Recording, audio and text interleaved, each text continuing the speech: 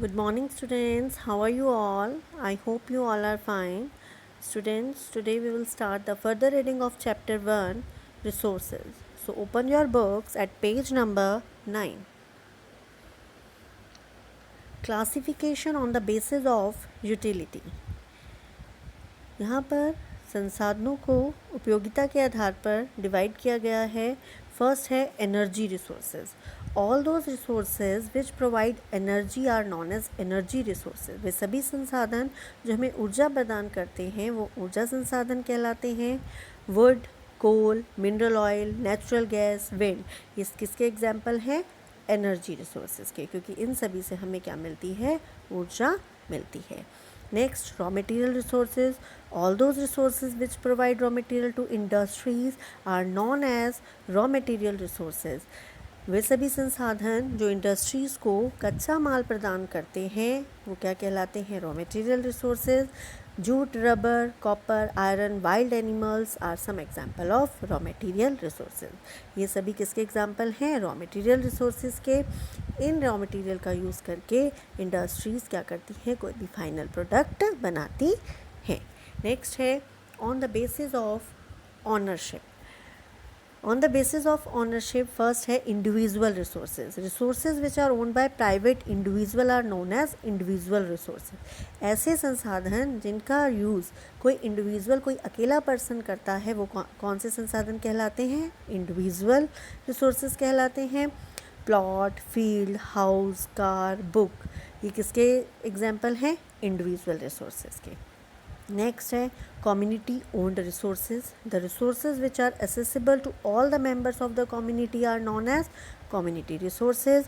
वे सभी संसाधन जो सोसाइटी के सभी लोग यूज़ करते हैं वो क्या कहलाते हैं? कम्युनिटी रिसोर्सेज कहलाते हैं. इसके एग्जाम्पल हैं village ponds, public parks, playgrounds. ये किसके एग्जाम्पल हैं? कम्युनिटी रिसोर्सेज के, क्योंकि कोई इसे इंडिविजुअल पर्सन यूज़ नहीं करता, इसको सभी सोसाइटी, कम्युनिटी यूज़ करती है. So that is why it is called community owned resources.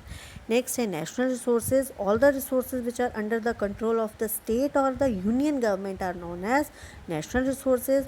All the resources within political boundaries of a nation are known as national resources because the government has the power to acquire even private property. वे सभी संसाधन जो किसके control में होते हैं? किसी state के, किसी राज्य के या किसी देश के कंट्रोल में होते हैं, गवर्नमेंट के कंट्रोल में होते हैं, वो नेशनल रिसोर्सेज कहलाते हैं. जैसे हमारा नेशन इंडिया है तो हमारे देश के जो संसाधन हैं वो सभी क्या कहलाएंगे? National resources. नेक्स्ट है international resources. These resources are owned and regulated by international institution. वे संसाधन जो जिनको कौन चलाता है? इंटरनेशनल इंस्टीट्यूशन रेगुलेट करता है, वो इंटरनेशनल रिसोर्सेज कहलाते हैं. इसके एग्जांपल हैं ओशन, सी, ये सब किसके एग्जांपल हैं? इंटरनेशनल रिसोर्सेज के. The oceanic resources beyond 200 kilometre of the exclusive economic zone belong to open ocean and no individual country can utilise these without the concurrence of international institution. ये जो होते हैं seize हैं, oceans हैं, ये exclusive economic zone होते हैं, विशिष्ट आर्थिक क्षेत्र. मतलब इनमें हम कोई भी इकोनॉमिक एक्टिविटी अगर करना चाहते हैं तो इसके लिए हमें क्या करना होता है? इंटरनेशनल इंस्टीट्यूशन से परमिशन लेनी पड़ती है. जैसे हमने फ़िशिंग करनी है, ड्रिलिंग करनी है, तो इसके लिए हमें क्या करना पड़ता है? इंटरनेशनल इंस्टीट्यूशन से परमिशन लेके ही हम इन रिसोर्सेज को यूज़ कर सकते हैं. नेक्स्ट है on the basis of state of development. First, potential resources. Resources which are found in a region but have not been utilized due to lack of capital or other reasons. For example, the western part of India, particularly Rajasthan and Gujarat, have enormous potential for the development of wind and solar energy, but so far these have not been developed properly. Potential means क्या होता है? किसी चीज़ की क्षमता, कि हमारे पास क्षमता तो है कि हम उसको क्या कर सकते हैं? डेवलप कर सकते हैं, लेकिन हमारे पास इतने वो नहीं है, टेक्नोलॉजी नहीं है, कैपिटल नहीं है कि हम उनको क्या कर सके? डेवलप कर सके. राजस्थान और गुजरात के पास इतनी पोटेंशियल है कि वो क्या कर सके? विंड और सोलर एनर्जी को डेवलपमेंट कर सकें, लेकिन फिर भी वो उनको प्रॉपरली डेवलप्ड नहीं कर पा रहे हैं. नेक्स्ट है developed resources. These are resources which have been surveyed and their quality and quantity have been determined for utilization. The development of these resources depends on the technology and level of their feasibility. For example, India has a cumulative total of about 2,47,847 million ton of coal resources. ऐसे संसाधन जो developed form में हमारे पास हैं, increasing form में हमारे पास हैं, वो डेवलप्ड रिसोर्सेज कहलाते हैं. इंडिया के पास कोल के जो रिसोर्सेज हैं, कोल जो रिसोर्स है वो डेवलपिंग फॉर्म में है, रिसोर्स उसमें है, डेवलप्ड फॉर्म में है, इंक्रीजिंग फॉर्म में है हमारे पास, वो बहुत ज़्यादा है. That is why coal resources को हमने क्या कहा है, डेवलप्ड रिसोर्स कहा है.